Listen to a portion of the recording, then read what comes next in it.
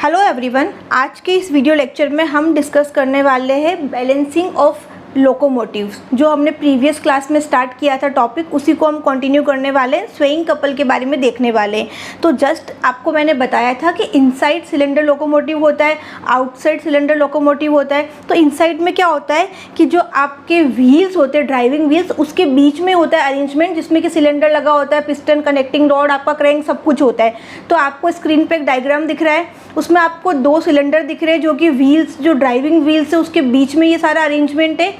And connecting road से connect हो रहा है पिस्टन, एंड देन उसके बाद में क्रैंक से कनेक्ट हो रहा है। तो आपको क्रैंक 1 भी दिख रही है, क्रैंक 2 भी दिख रहा है, सिलेंडर 1 भी दिख रहा है, सिलेंडर 2 भी दिख रहा है। तो अभी जस्ट इस डायग्राम को एज ए रेफरेंस मानते हुए अगर हम इस डायग्राम को ऊपर से टॉप व्यू अगर उसका देखें हम, तो अगर टॉप व्यू देखेंगे तो हमें दो सिलेंडर दिख रहे हैं। अभी हम सिर्फ सिलेंडर पर फोकस कर रहे हैं, ठीक है। तो हमें दो सिलेंडर्स दिख रहे हैं। अगर उन सिलेंडर्स को मैं अगर एक पेपर पे ड्रॉ करूं कि ऊपर से देखने पे, टॉप से देखने पे मुझे कैसा व्यू दिखेगा, तो देखो कुछ इस तरीके से व्यू दिखेगा।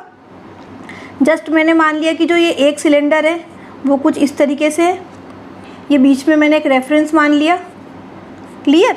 एंड देन मैंने दूसरा सिलेंडर मान लिया, सिलेंडर 2। आ रही बात समझ में। अब इस सिलेंडर का कोई एक एक्सिस मान लो, सेंटर एक्सिस मैंने मान लिया कि कोई ये सेंटर एक्सिस है। इस सिलेंडर का सेंटर मैंने मान लिया यहाँ कहीं पर है, क्लियर। एंड इन दोनों के बीच में कोई भी एक डिस्टेंस होगी। अब वो डिस्टेंस कितनी है आप कुछ भी मान सकते हो, क्योंकि यहाँ पे कोई पैरामीटर तो हमें दे नहीं रखा, हम न्यूमेरिकल सॉल्व नहीं कर रहे, हम कॉन्सेप्ट देख रहे हैं। तो जस्ट मान लो कि इनके बीच की डिस्टेंस है वो है आपकी स्मॉल a, ठीक है। ये वाली एक्सिस मान लो आप, कोई भी एक्सिस है k, ठीक है, कोई भी नाम दे दो, x x y y, जो आपको नाम देना है। तो मैंने k नाम दे दिया है। तो ये आपका एक सिलेंडर है, ये आपका दूसरा सिलेंडर है। इन दोनों के बीच में जो डिस्टेंस है वो a है, जैसे कि आपको टॉप व्यू में दिख रहा है दो सिलेंडर्स, तो उनके बीच की कोई डिस्टेंस मान लो आप a है, क्लियर। अब इससे पहले वाला जो हमने डेरिवेशन किया था, जस्ट इससे पहले वाला वीडियो जिसका लिंक आपको डिस्क्रिप्शन बॉक्स में मिल जाएगा, हमने बात करी थी अनबैलेंस फोर्स की, ठीक है, जिसमें दो क्रैंक होती है। एक होती है आपकी थीटा एंगल पर, एक होती है आपकी उससे 90 डिग्री पर, ठीक है। एक कोई भी एंगल है तो उससे 90 डिग्री पर दूसरी क्रैंक होगी आपकी। तो आप इस डायग्राम में क्लियरली देख भी सकते हो कि एक एंगल आपका, अगर क्रैंक आपकी वर्टिकल है तो एक क्रैंक क्या है आपकी हॉरिजॉन्टल आपको दिख रही होगी, मतलब कि इनके बीच में जो एंगल बन रहा है वो कितना बन रहा है, 90 डिग्री बन रहा है। तो हमने अनबैलेंस फोर्स निकाले थे, अनबैलेंस फोर्स निकाले थे सिलेंडर 1 के लिए, सिलेंडर 2 के लिए। तो देखो हम यहाँ पे इसी डायग्राम में हमको शो कर सकते हैं। ये सिलेंडर 1 के लिए हम मान लेते हैं कि जो क्रैंक है हमारी वो किसी एंगल थीटा पर है। तो हमने जो अनबैलेंस फोर्स निकाला था वो था हमारा 1 - c m omega square r cos, और थीटा का थीटा ही रहेगा, क्लियर। और जो दूसरी वाली क्रैंक है उससे क्या है, 90 डिग्री पर है, मतलब जितना एंगल थीटा है उससे प्लस 90 करोगे तो दूसरी वाली क्रैंक की पोजीशन है। तो आप इसका फोर्स, अनबैलेंस फोर्स लिख सकते हो 1 - c m omega square r cos 90 plus theta. ये चीज़ें हमने पहले भी देखी थी, अभी मैंने फिर से इस वाले में आपको इस तरीके से बता दिया है। अगर टोटल डिस्टेंस a तो ये कितनी हो गई आपकी a/2। सेम वे ये डिस्टेंस कितनी हो गई आपकी a/2, क्लियर। अब देखो इस अनबैलेंस फोर्स की वजह से, ये वाला भी अनबैलेंस फोर्स है इस सिलेंडर के लिए, ये अनबैलेंस फोर्स है इस सिलेंडर के लिए। तो इसकी वजह से क्या होगा, एक कपल फॉर्म होगा। देखो ये फोर्स और परपेंडिकुलर डिस्टेंस ये आ रही है। अगर सपोज करो कि आप इस एक्सिस के अबाउट मोमेंट लेते हो तो एक आपका इस तरीके से आएगा, एक आपका इस तरीके से आएगा। मतलब अगर ये इसको इधर लाने की कोशिश करेगा तो ये इसको इधर लाने की कोशिश करेगा। तो इस एक तरीके से स्वे हो रहा है सिस्टम में, ठीक है, राइट लेफ्ट, इस तरीके से आपका जो ट्रेन है, जो सिस्टम है वो इस तरीके से करेगा। इसीलिए हमने उसको क्या बोला है, स्वेइंग कपल बोला है, क्लियर। तो अब हम यहाँ पे स्वेइंग कपल की वैल्यू निकालेंगे। तो जस्ट मैं आपको डेरिवेशन भी करके बता देती हूँ, बहुत सिंपल है। तो हम लिखते हैं सबसे पहले स्वेइंग कपल, स्वेइंग कपल। चाहो तो आप इसको किसी चीज़ से डिनोट कर दो, मैं आपको जस्ट SC से डिनोट कर देती हूँ, ठीक है, ताकि हम हर जगह क्या लिखेंगे, SC लिखेंगे शॉर्ट फॉर्म में। तो कपल क्या होता है, फोर्स मल्टीप्लाई में परपेंडिकुलर डिस्टेंस। तो एक फोर्स हमारे पास में ये वाला है, एक फोर्स हमारे पास में ये वाला है, और डिस्टेंस कितनी है, a/2 हम इस k के एक्सिस के अबाउट ले रहे हैं, क्लियर। तो जस्ट मैं लिख देती हूँ यहाँ पर 1 - c m omega square r cos theta. अगर आपने ये वाली डायरेक्शन को पॉजिटिव लिया है तो ये जस्ट क्या है, उसके ऑपोजिट डायरेक्शन है, तो इसको आप नेगेटिव ट्रीट करो। तो क्या आएगा माइनस, अब एक और फोर्स क्या है आपका ये वाला 1 minus C M omega square R cos 90 plus theta, और डिस्टेंस कौन सी आएगी मल्टीप्लाई में, यहाँ पे भी लिखो आप a/2, और इस वाली के साथ भी आएगी आपकी मल्टीप्लाई में a/2 में यहाँ पे लिख देती हूँ। Force into perpendicular distance, force into perpendicular distance. Clear? तो ये क्या हो गया आपका स्वेइंग कपल हो गया। अब इसमें से आप कॉमन ले लो जो चीज़ें कॉमन आ रही है। तो क्या क्या कॉमन आ रहा है, 1 minus C M omega square R, ये तो कॉमन आ रहा है, प्लस a/2 भी कॉमन आ रहा है। क्लियर? तो मैं वो जो कॉमन आ रहा है उसको मैं एक बार साथ में लिख देती हूँ, 1 minus C M omega square R, and क्या कॉमन में आ रहा है, a/2 भी कॉमन में आ रहा है। दोनों में टर्म से a/2 एंड a/2 तो कॉमन ले लिया। अब ब्रैकेट में क्या बचा आपके पास में, इधर बचा कॉस थीटा माइनस इधर बचा cos 90 plus theta, cos 90 plus theta. Clear? अब इसको और सिंप्लीफाई कर सकते हैं, ये 1 minus C M omega square R a/2 ऐसे ही चलने दो, कॉस थीटा को भी कॉस थीटा ही लिखेंगे, माइनस कॉस 90 प्लस थीटा को हम लिख सकते हैं माइनस साइन थीटा। तो एक माइनस ऑलरेडी है, और कॉस 90 प्लस थीटा क्या होता है, माइनस साइन थीटा। तो यहाँ पर वैल्यू क्या हो जाएगी, पॉजिटिव, और यहाँ पे आप लिखोगे साइन थीटा। आई होप यहाँ पे कोई दिक्कत नहीं होगी। इसको इक्वेशन नंबर 1 नाम दे दो। अब देखो हम इसके आगे की बात करते हैं। ये तो हमारी फाइनल इक्वेशन निकल गई, किसके लिए, स्वेइंग कपल के लिए। ये हमने क्या निकाला है, स्वेइंग कपल निकाला है, जो कि इक्वेशन 1 में हमारे पास में आ गया है। अब इसकी मैक्सिमम मिनिमम हमें देखना है कि कहाँ पर मैक्सिमम होगा, किस वैल्यू पर मिनिमम होगा। तो उसके लिए हमें क्या करना पड़ेगा, जो हमने पहले किया था फॉर मैक्सिमा एंड मिनिमा, क्या करेंगे, जस्ट इस d/d theta and this amount को हमें 0 के इक्वल करना है। तो जस्ट हमें क्या करना है, for maxima and minima, for maxima और मिनिमा हम क्या करेंगे, d/d थीटा इक्वेशन 1 क्या है, SC स्वेइंग कपल, उसको क्या करेंगे 0 पुट करेंगे एंड देन उसको सॉल्व करेंगे। यही करना है हमें।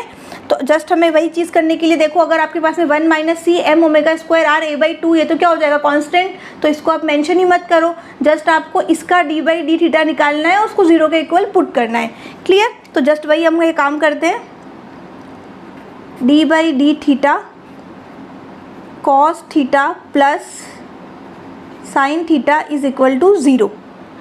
अब कॉस थीटा का अगर आप डिफ्रेंशिएट करोगे तो क्या आएगा, minus sine theta, minus sine theta, and sine theta का करोगे तो cos theta is equal to 0।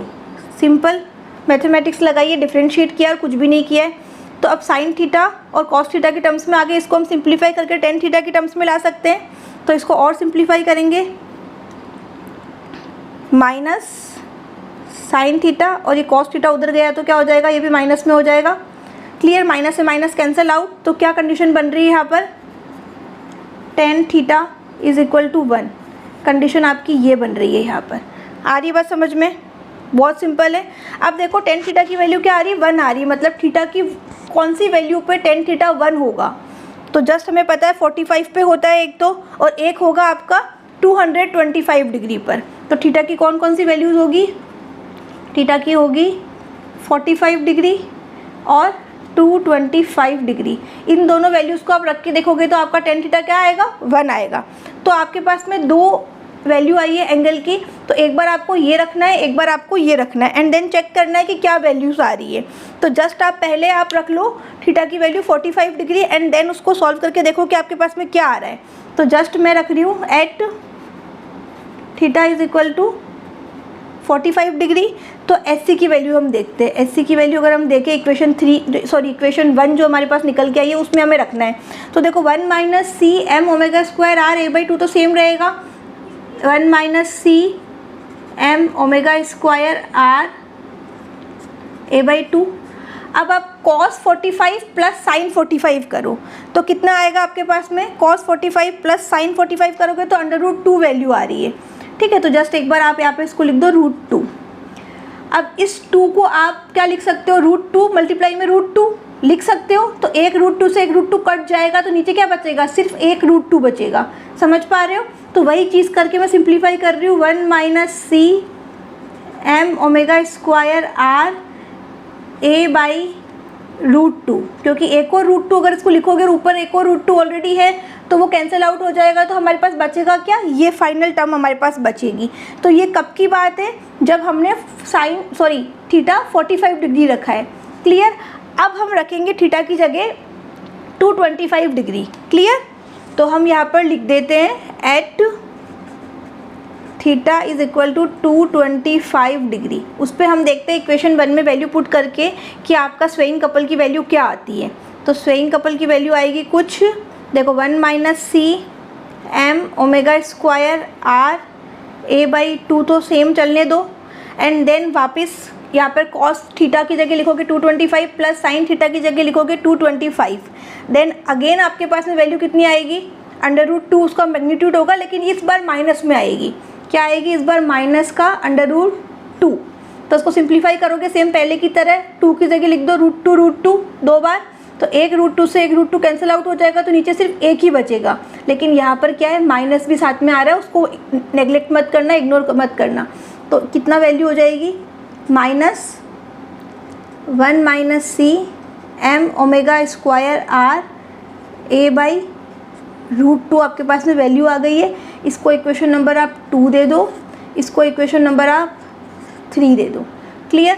तो इक्वेशन 2 और इक्वेशन 3 में हमारे पास में देखा जाए तो मैग्नीट्यूड सेम है, लेकिन एक प्लस और माइनस का डिफरेंस आ रहा है। तो ओवरऑल आप इस तरीके से लिख सकते हो उसको कि स्वेइंग कपल होता क्या है, वैल्यूज़ आप इस फॉर्म में लिख सकते हो, जैसे कि हमने ट्रैक्टिव फोर्स के लिए भी लिखा था, +- 1 minus C M omega square R A by √2।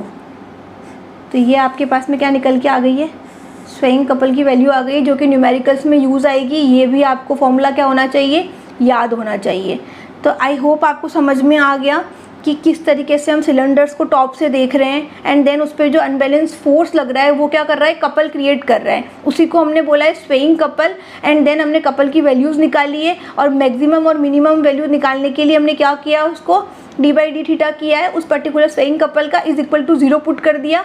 And then उसको सॉल्व करके हमें पता चला कि थीटा 45 डिग्री और थीटा 225 डिग्री पर वैल्यूज़ हमें क्या मिल रही है, प्लस और माइनस में आ रही है। मतलब कि ये वैल्यू आपके पास में हो गई मैक्सिमम, और ये माइनस में जो आ रही है ये वाली इक्वेशन 3 में ये हो गई आपके पास में मिनिमम। तो इक्वेशन 3 शो कर रही है मिनिमम वैल्यू को, इक्वेशन 2 शो कर रही है मैक्सिमम वैल्यू को। तो ध्यान रखना, मैक्सिमम वैल्यू मिली है आपको 45 डिग्री पर, एंड मिनिमम वैल्यू मिली है आपको 225 डिग्री पर, किसकी, स्वेइंग कपल की। तो छोटे क्वेश्चंस भी बनते हैं ऑब्जेक्टिव टाइप के, अगर आप कोई कॉम्पिटिटिव एग्जाम दे रहे हो, और अदरवाइज आपको एक 4 नंबर में सिंपल पूछ सकता है स्वेइंग कपल क्या होता है, एक्सप्लेन करो। तो आपको जस्ट स्वेइंग कपल की डेफिनेशन लिखनी है, और जो मैंने इस पेज पे बताया आपको वो चीज़ें करनी है, तो आपके 4 मार्क्स कहीं नहीं जाएंगे। इसके बाद में हम डिस्कस करेंगे कि आपका हैमर ब्लो क्या होता है, तो वो नेक्स्ट वीडियो में मैं उसको अलग से डिस्कस करूँगी, एंड देन न्यूमेरिकल सॉल्व करेंगे। अगर वीडियो हेल्पफुल लगा है तो प्लीज़ वीडियो को लाइक करना, अपने फ्रेंड्स के साथ शेयर करना, एंड मुझे बताना कि कैसा रहा आपका एक्सपीरियंस थ्योरी ऑफ मशीन, जो भी मेरी वीडियोज़ आपने देखी उस regarding. Thank you so much.